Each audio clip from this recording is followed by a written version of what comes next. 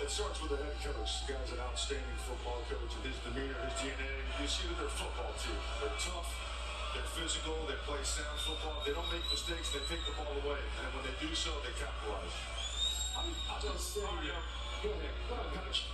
I just wondered, your team has had quite a bit of success so far this year. And how have they responded to the success in terms of their preparation and being able to continue with some kind of consistency in performance? Are you satisfied with their preparation? Look, we watched your segment last week. You hit the nail right on the head. We started off really well with a lot to prove. You mentioned it as well, Kirk. And we played hard last week, but we lacked attention to detail. And we approached that film and studied it with humility, realizing we have to improve on the things that we loved on last week so we can achieve the goals we want to achieve. Coach, this is the longest game that's going to happen in college football, travel game outside of a Hawaii game. How is your team kind of prepared for, it's going to be foggy in that stadium. I don't know if you know that, but this is the biggest game that's happened here. How do you talk to your team about what to expect this evening here? Well, you make out of it what you want to make out of it. We came out a day early, we adjusted every day and pushed an hour back, so it wasn't that big of a deal. And it can't be that big of a deal. What only matters here is that they got a great football team, we got a great football team. Let's go kick off the ball and find out. Coach, you guys with a dogfight against Virginia Tech. What did you learn about your team that night, and how are you going to use that moving forward? I think that when you look at our team, we're kind of at the point now where we had some bad plays, we had some turnovers, and we had some injuries, but there's trust and belief that there's no bad play or injury or tough situation we can't overcome. And also knowing we cannot allow ourselves to put ourselves in a tough position like we did. Have we ever had the road coach come on the set at College Gameday? Dan Lanning. Just a tough guy. Just a tough guy. Just let you know, this is a story. I appreciate you doing this. Don't make them like they used. Yeah. I gotta tell you about this guy. When we used to go recruiting in Miami when he was on the staff, yes, every school we went in. He talked Spanish. I didn't know what was happening. We got some players. I was protecting him from the Dolphin fans. Yeah. Go back to what Butch Davis did after you left as a player at Miami. It was a little bit slower than I think the fans wanted. He got in there 95, 96, and then they benefited in 99, 2000, 01, 02.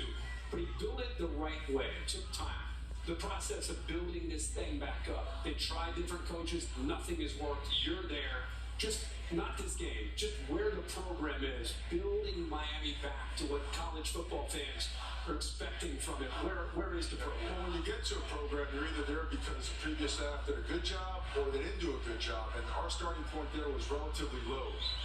Learned a ton under Coach Saban, very grateful to him for my time at Alabama, in building a roster from top to bottom where it's deep, it's talented enough to compete, where you can rush the passer in the fourth quarter, where you can stop the run the ball, and we happen to find ourselves an elite quarterback as well along the way. So we're not where we want to be yet, but the progress has been tremendous, and we're just getting started, and we're looking forward to a great game today.